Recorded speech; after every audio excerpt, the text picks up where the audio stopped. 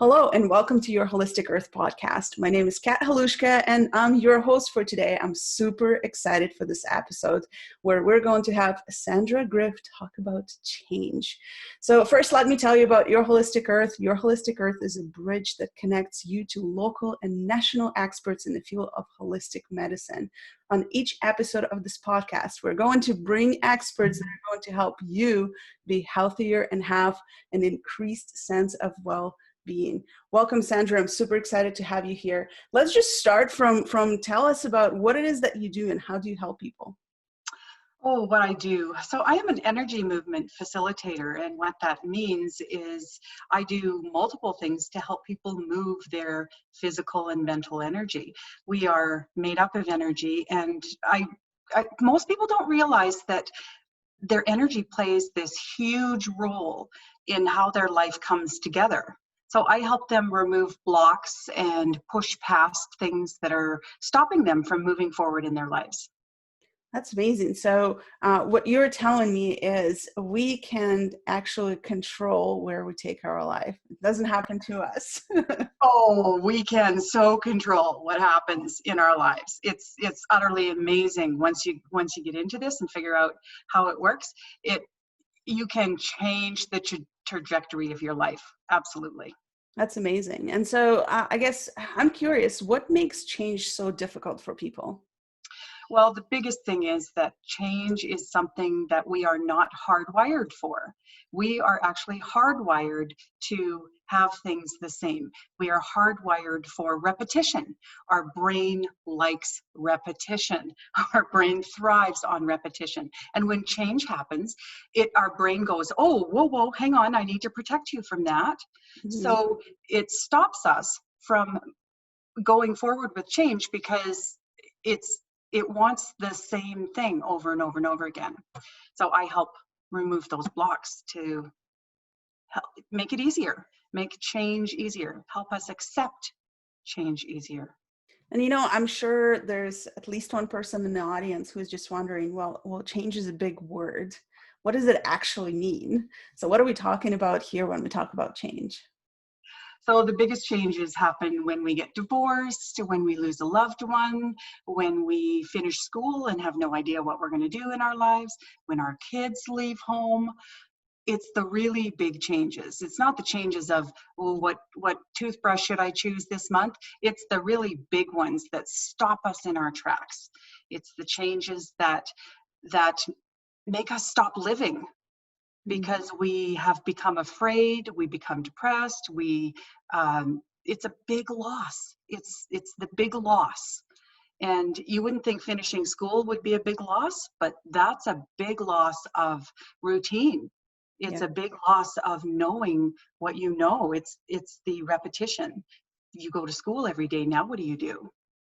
So it's the big stuff in our lives that change. COVID, actually, we're in the midst of the COVID-19 epidemic, and that has been a huge change for people. Having to stay home, not go to work, not run to the grocery store when you're out of tomatoes and you want to make pasta sauce. It has been a really big change and has caused a lot of anxiety for a lot of people because we just don't know what's next. Yeah, absolutely. The unknown is definitely can be very, very scary, right? So I guess what would be like the one thing that you would recommend for people who are going through change right now? I mean, was the whole pandemic and COVID, we're all experiencing change in our routines for sure, at least. And it has been difficult. It has been very difficult for many, many people. So as an energy mover, what is the one thing that you can tell us? What can we do? Oh, the biggest thing you can do is breathe. Seriously, people stop breathing or breathe shallowly when they are anxious. So we need to remember to breathe, suck in that air. Just breathing deeply for 2 minutes will actually help calm your nervous system and help you think clearer. Our brains don't work without oxygen. So when we don't breathe properly, our brains stop working and then we become even more anxious. So breathing is the biggest thing people have to remember. And it's usually the first thing I have to tell people.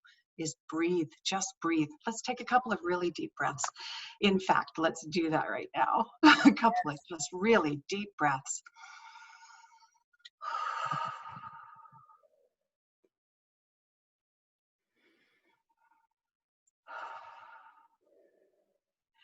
It just helps to take the edge off. It's the quickest and easy way, and everybody can do it because everybody breathes. Thank you so much. You know what? When it comes to energy work in general, and I know there's believers and there's people who have a lot of questions. So what are some of the most common misconceptions that you've heard from people about energy work? Oh, the first misconception is we have limits. We can't go for that because it's not available to us. There's not enough to go around. We actually don't have limits. There is no limit. We're not taking something away from someone else when we get something. So, and by something, I mean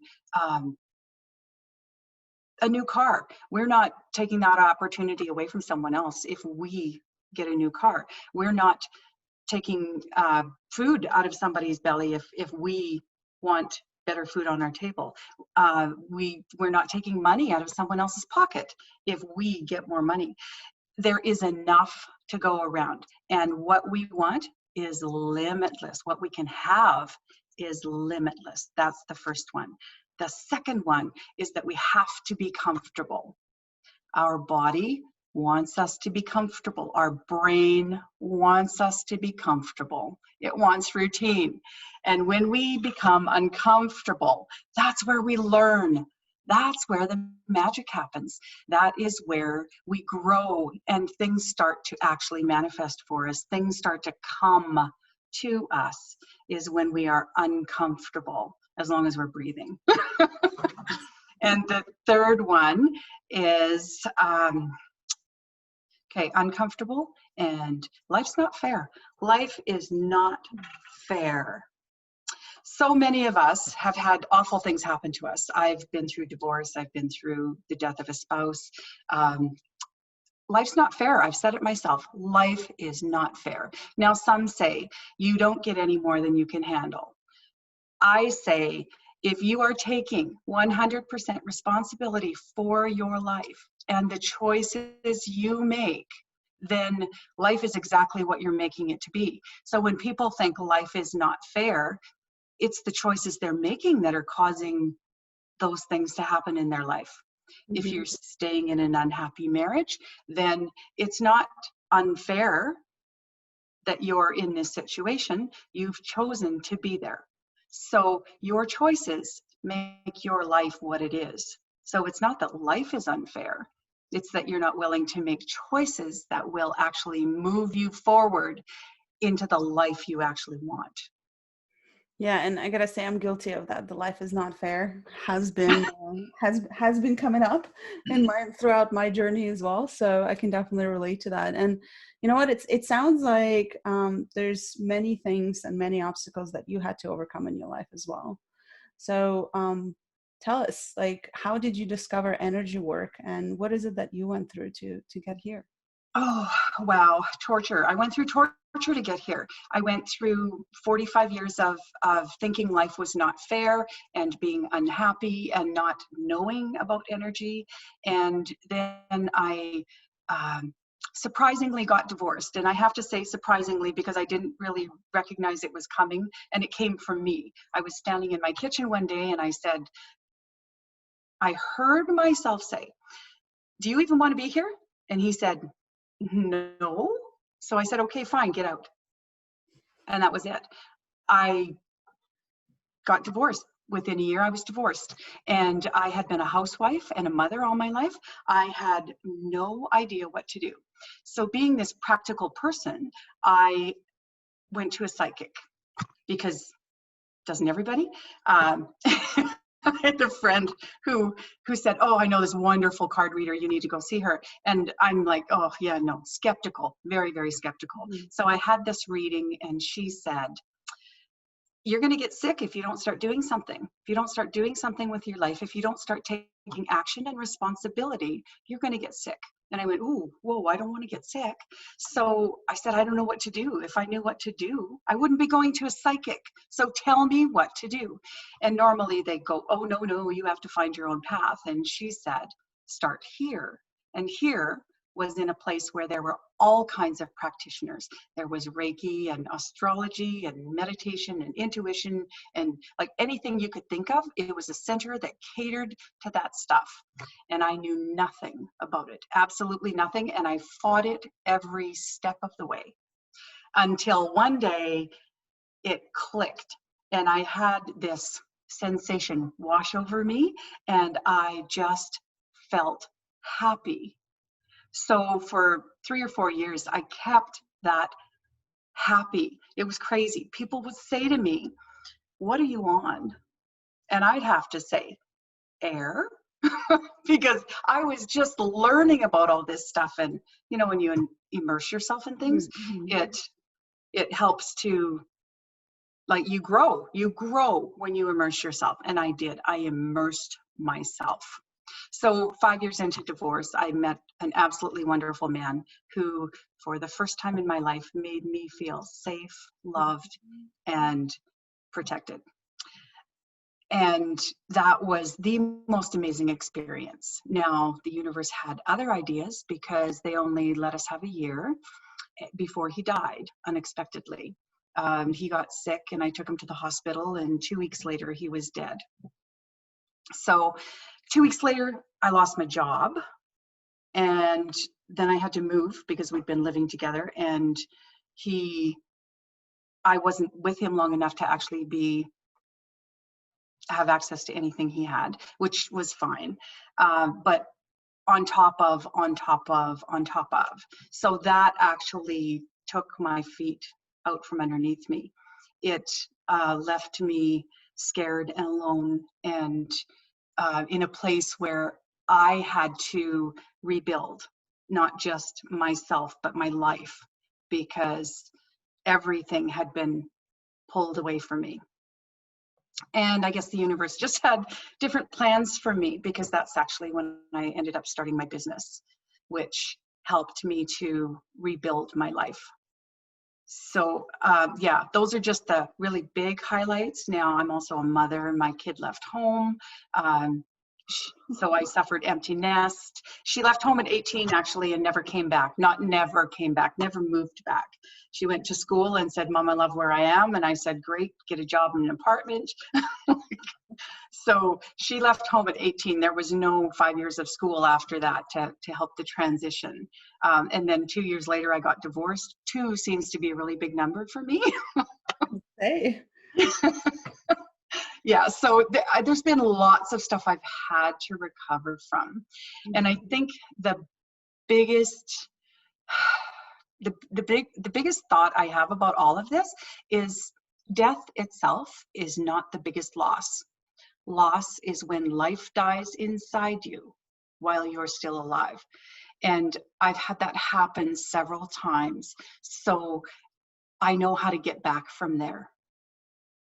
Wow. Thank you so much for sharing. And I mean, for you, listener, talk about experience and change. Sandra, it sounds like you've experienced many different changes in your life. And I'm so glad to see that you came out of this better and you came out of this using this to create impact in the world.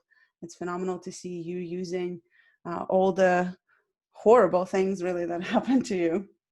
And using that to serve others. Thank you so much.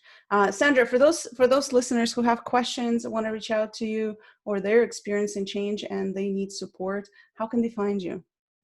They can find me on my website, www.everchanginglife.ca. And I'm also on Facebook, Ever Changing Life. Phenomenal. Thank you so much, Sandra, for coming and sharing your brilliance with us today. For those of you listening, go check out other episodes. We have many experts in different areas sharing phenomenal information, talents, tips that you can use right now to get better and live the life that you want. Also, check out your Holistic Earth membership. It's phenomenal. It gives so many connections, opportunities, and resources that you need right now. You can go to profitableimpactacademy.com/YHE. Again, profitableimpactacademy.com/YHE. See you in the next episode.